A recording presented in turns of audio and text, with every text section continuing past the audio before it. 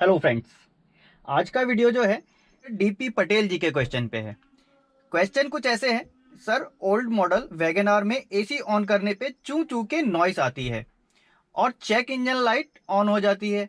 Belt new है, adjustment सही नहीं लगती है।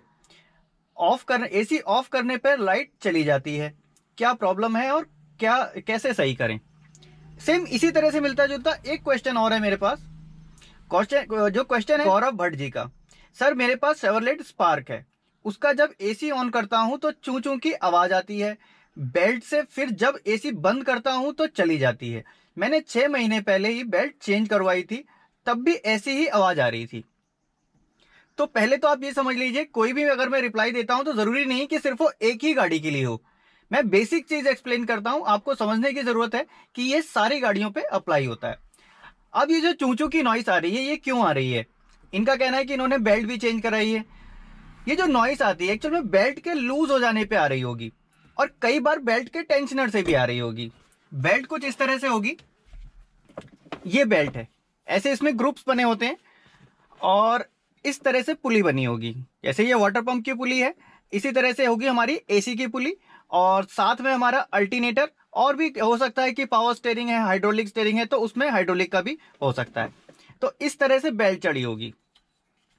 अब इस बेल्ट को टाइट करने के लिए क्या होता है, एक टेंशनर लगा होता है। ये टेंशनर है और ये यहां से मूव करता है। जैसे भी इसको हम टाइट करेंगे तो ये मूव करेगा, हाथ से इसको मूव करना पॉसिबल नहीं है। ये कुछ इस तरह से इसको टेंशन देता रहता है। अब जब इस टेंशनर में लूजनेस आ जाती है, जब ये लूज हो जाएगा तो क्या होगा, ये बेल्ट को हल्का सा लूज छोड़ेगा। अब एसी पे जैसे ही ऑन करने पे आवाज आ रही है, तो देखिए एसी पे ऑन करने पे क्यों आ रही है आवाज, जैसे ही एसी को ऑन करते हैं तो कंप्रेसर पे लोड आता है। इससे पहले क्या होता है कि पुली उसकी घूमती हुई होती है ऐसे। जैसे ही क्लच वहां पे एंगेज होता है और कंप्रेसर पे लोड आता है, और लोड आने के टाइम ये बेल्ट स्लिप करना शुरू हो जाती है। और जो नॉइस आ रही है चूचू की, जरूरी नहीं है कोई बेल्ट स्लिप करने से ही आ रही हो। ये भी हो सकता है कि ये जो टेंशनर है, इस टेंशनर की पुली में से आ रही हो, लेकिन वो आवाज थोड़ी डिफरेंट होगी। आप अगर सुनेंगे तो पहचान जाएंगे कि ये इसकी आवाज अलग है। लेकिन फिर भी अगर आपको ये चीज पहचान में नहीं आती है कि नॉइस को मैं कैसे रेक्टिफाई कैसे करूं, आइडेंटिफाई कि कौन सी नॉइस किस चीज की है, तो एक सिंपल है। आप एक काम कीजिए, जब ये बेल्ट ऐसे लगी हुई है, आप यहाँ पे टेल्कम पाउडर डालिए। यहाँ पे डाल दीजिए, बेल्ट पे कहीं भी बेल्ट बेल्ट पे डाल दीजिए। जो पाउडर हम लोग अपने लिए घर में यूज करते हैं, कोई भी क्वालिटी का हो, कोई भी पाउडर हो, वो पाउडर डालिए। फिर देखिए पाउडर डालने के बाद वो नॉइस जाती है क्या। अगर वो पाउडर डालने के बाद नॉइस चली गई तो फिर आप श्योर हो जाइए कि ये टेंशनर की वजह से इसकी नॉइस आ रही थी। टेंशनर में यहां पे लूजनेस हो गई है, ये इतना टाइट नहीं कर पा रहा है, इस वजह से इसकी नॉइस आ रही है। और ये भी हो सकता है कि बेल्ट खराब हो गई हो। बेल्ट जब खराब हो जाएगी तब भी वो स्लिप करती रहेगी। और कुछ गाड़ियों में ऐसा होता है कि जहां पे टेंशनर दिया हुआ है, कुछ गाड़ियों में टेंशनर नहीं होगा, वहां अल्टरनेटर के पास कुछ एडजस्टमेंट होता है बोल्ट से। वो बोल्ट से थ्रेड ऊपर नीचे करते हैं, तो वहां से भी बेल्ट को लूज और टाइट कर सकते हैं।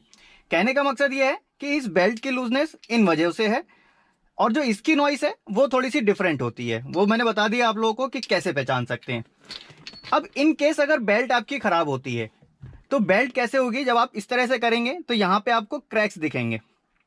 इस तरह से यहां पे क्रैक दिखेंगे। क्रैक दिखेंगे, इट मीन्स कि बेल्ट का टाइम हो चुका है, बेल्ट को चेंज कर देना है। और एक पॉइंट और है बेल्ट में ध्यान रखने का। कभी भी आपको ऐसा लगता है कि कोई ग्रुप इसमें खराब हो रहा है, फिजिकली इसको इस तरह से चेक कीजिए, पूरी बेल्ट इस तरह से। अगर आपको लगता है कि कोई ग्रुप इसमें खराब है, अभी देखता हूं मैं,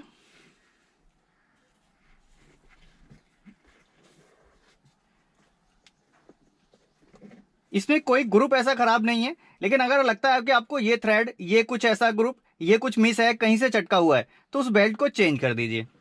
और अगर पाउडर डालने के बाद भी ये नॉइस नहीं जाती है, जैसे आपने पाउडर डाला और ये नॉइस नहीं जा रही है, तो एक केस और हो सकता है कि ये जो नॉइस है, लेकिन वो नॉइस थोड़ी डिफरेंट होगी, वो कंटिन्यू चलती रहेगी। वो इसकी पुली की वजह से हो सकती है, या फिर अल्टरनेटर का जो बैरिंग है उस बैरिंग की वजह से भी ये नॉइस हो सकती है। और एक केस और हो सकता है कि हमारे जो कंप्रेशर की जो पुली घूम रही है उसके बैरिंग में भी नॉइस हो। तो ये 3-4 पॉइंट थे जो कि नॉइस आती है बेल्ट से। मैंने कोशिश की कि इस वीडियो में आपके साथ वो क्लियर कर सकूं, आप उसको समझ सकें। मकसद ये है कि आप इस चीज को समझ पाएंगे तो आइडेंटिफाई कर लेंगे खुद से कि हाँ नॉइस किस चीज़ की है, और उस चीज़ को आप जाके रिप्लेस कराएंगे या काम कराएंगे, या कभी इन फ्यूचर आपके सामने ऐसा केस आता है तो आप समझ जाएंगे कि ये प्रॉब्लम है। तो उम्मीद करता हूं कि ये बेल्ट नॉइस की जो प्रॉब्लम थी ये आप लोग समझ गए होंगे कि किस वजह से आ रही थी, इसका क्या सोल्यूशन हमको करना होगा। फिर भी अगर आपको लगता है कि आपके मन में कोई क्वेश्चन है तो नीचे कमेंट बॉक्स में लिख सकते हैं या फिर इंस्टाग्राम पे मुझे डीएम कर सकते हैं। वीडियो अच्छी लगे तो ये लाइक कर दीजिएगा। मिलूंगा नेक्स्ट वीडियो में किसी नए टॉपिक के साथ। Thanks for watching.